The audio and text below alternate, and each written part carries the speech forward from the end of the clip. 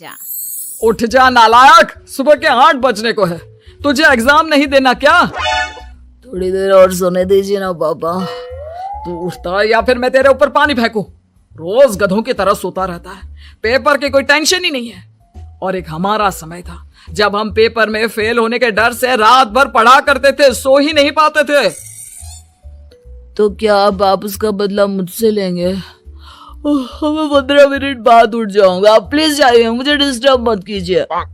इतना कहकर रौनक रजाई ढककर फिर से सो जाता है। तू ऐसा नहीं मानेगा, रुक मैं अभी पानी लेकर आता हूँ। बस फिर क्या था, इतना कहकर वो भागते हुए बाथरूम में जाते हैं और पानी की एक बड़ी सी बाल्टी लाकर रौनक के ऊपर फेंक देते हैं। पानी पड़ते ही रौनक झट से उठ जाता है। ये आपने क्या किया पापा? अब तू उठेगा नहीं तो यही करना पड़ेगा ना।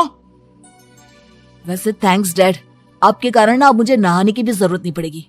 चलिए अब आप माँ से बोलकर मेरे कपड़े निकलवा दीजिए, तब तक मैं ब्रश कर लेता हूँ। वैसे कल ना आप एक काम और करना, नहलाने के साथ साथ मुझे ब्रश भी करवा देना। ये ब्रश करने में ना मुझे बहुत आलस आता है। रौनक की बातों से अरविंद का मुंह खुला का खुला रह जाता है। वो अपनी पत्नी कमला के पास जाता है और रौनक की हरकतों के बारे में बताता है, जिसे सुन उसकी पत्नी हंसने लगती है। तुम अपने बेटे को समझाने के बजाय हंस रही हो। रौनक बच्चा है, धीरे धीरे सुधर जाएगा, आप क्यों उसके पीछे पड़े रहते हो? अभी नहीं सुधरेगा तो कब सुधरेगा? 10वीं क्लास में है रौनक, वो अब कोई बच्चा नहीं रहा। अरविंद की इतना बोलते ही वहां रौनक भी आ जाता है।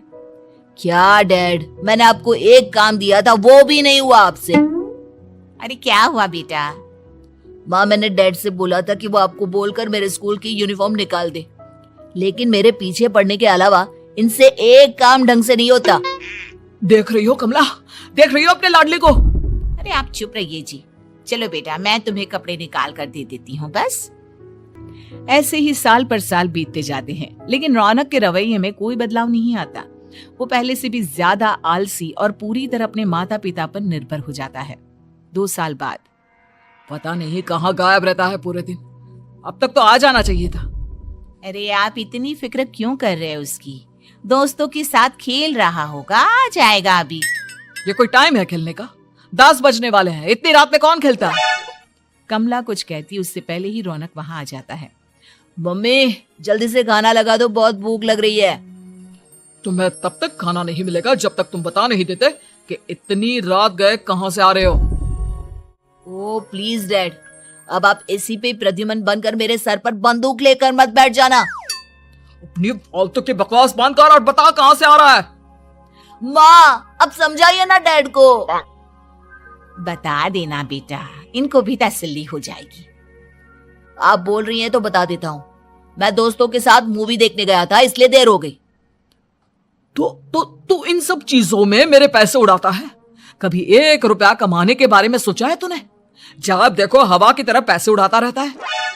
माँ अब आप इन्हें चुप करा दीजिए, वरना ना मुझे गुस्सा आ जाएगा। अच्छा क्या कर लेगा? बता ना क्या कर लेगा तू? वैसे बात तो ठीक ही है, मैं कर ही क्या सकता हूँ, पैसे तो फिर भी मैं आपसे ही मांगूंगा ना। चलिए अब ये सब बात छोड़िए और मम्मी मेरे लिए खाना लगा दीजिए। अभी लगा देती हूँ बेटा।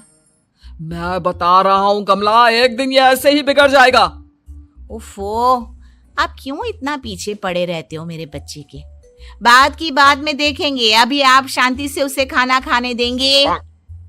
अगले दिन डैडी मुझे 10,000 रुपए चाहिए। हाँ? अब इतने पैसे क्यों चाहिए तुझे? डैड आप बिना सवाल किए कभी पैसे नहीं दे सकते क्या?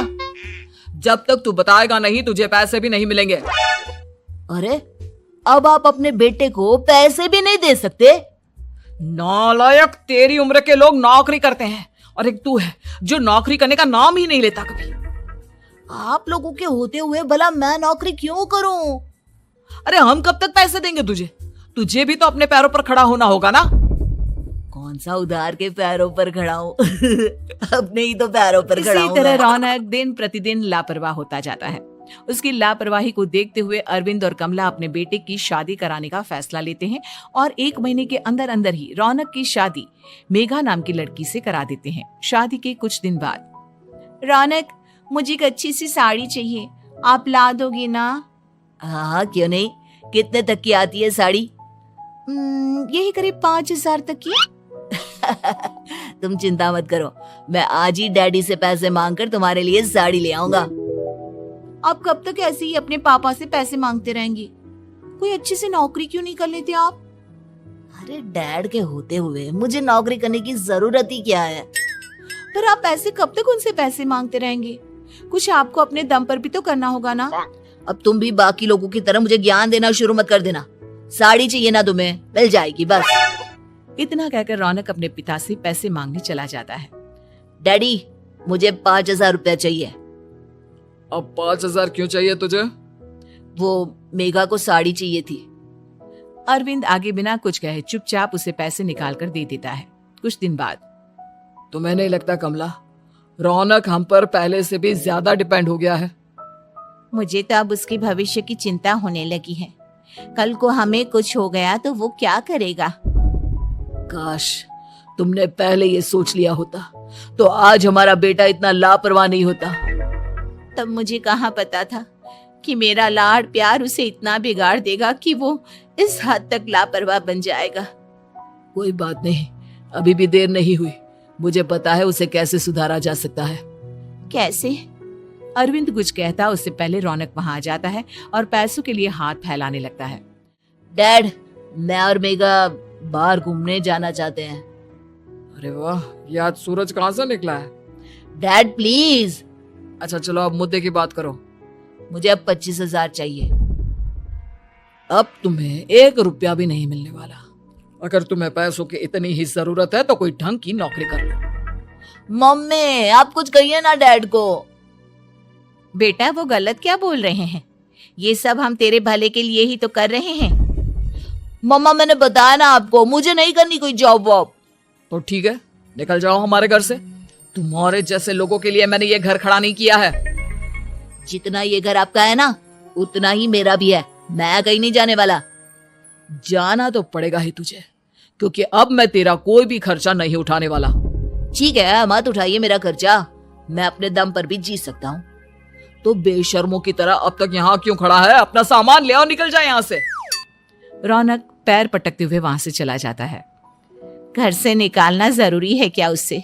बिना पैसों के कौन रखेगा उसे किराए पर? अगर उसका भविष्य सुधारना है तो हमें अपने दिल पर पत्थर रखकर ये कदम उठाना ही होगा। दोनों बात कर रहे होते हैं कि रौनक अपनी पत्नी के साथ एक बड़ा सा बैग लेकर घर से निकल जाता है, लेकिन घर से बाहर उसे कोई भी मुफ्त में अपने घर किराए पर नहीं रखता।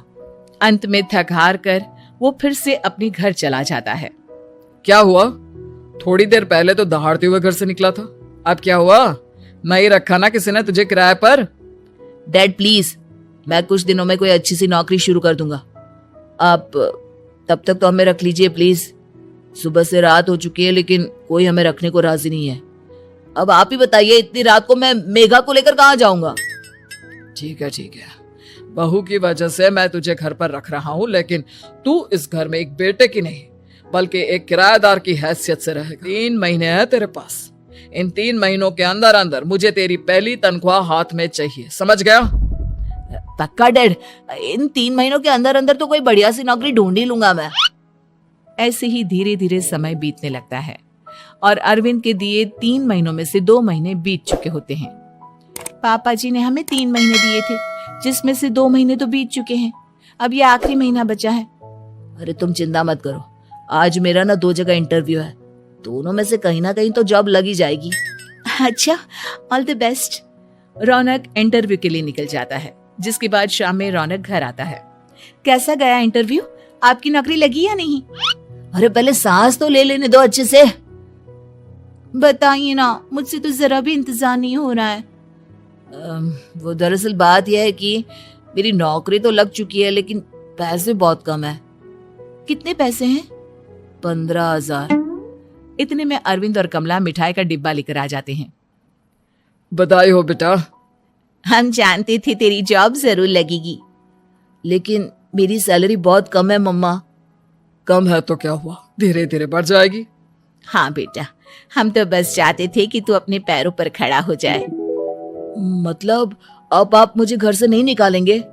नहीं, ये सब हमने तुझे जिम्मेदार इंसान बनाने के लिए किया था।